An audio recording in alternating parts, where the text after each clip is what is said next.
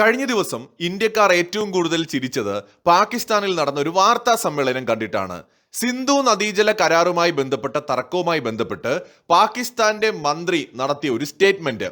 പാകിസ്ഥാന്റെ കാലാവസ്ഥാ വ്യതിയാന വകുപ്പ് മന്ത്രിയായിട്ടുള്ള മുസാദിഖ് മാലിക്കോ, അങ്ങനെ എങ്ങാണ്ടാണ് അയാളുടെ പേര്, അയാൾ ഒരു പ്രസ്താവന നടത്തി.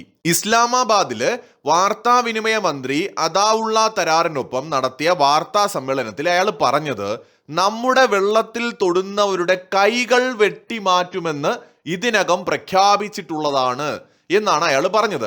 കാര്യം വ്യക്തമാണ്, നമ്മൾ ഇന്ത്യക്കാരെ ഉദ്ദേശിച്ചാണ് പറഞ്ഞത്.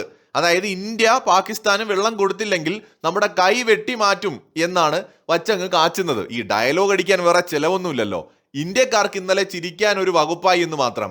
ഓപ്പറേഷൻ സിന്ദൂറിന്റെ സമയത്ത് തലങ്ങും വിലങ്ങും അടി കിട്ടിയപ്പോൾ ഓ മൈ ഡാഡി എന്നും പറഞ്ഞ് ട്രംപിന്റെ കാൽക്കൽ പോയി വീണ് കരഞ്ഞു പിഴിഞ്ഞ അതേ പാകിസ്ഥാനിലെ ഒരു മന്ത്രിയാണ് ഇത് പറഞ്ഞത് എന്ന് ഓർക്കുമ്പോഴാണ് ഈ തമാശയ്ക്ക് കൂടുതൽ മധുരമുള്ളത്. എന്തായാലും പാകിസ്ഥാനിൽ നിന്ന് ഇന്ത്യക്കാരെ ചിരിപ്പിക്കാൻ ഇനിയും ഇതുപോലെയുള്ള തമാശകൾ വരട്ടെ.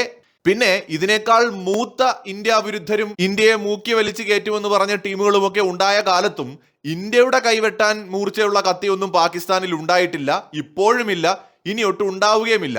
ഇനി അഥവാ ഒന്ന് ഉണ്ടാക്കുകയാണെങ്കിൽ ഇന്ത്യയുടെ ഒരു രോമത്തെ പിഴാൻ പോലും ആ കത്തി കൊണ്ട് പറ്റുകയുമില്ല.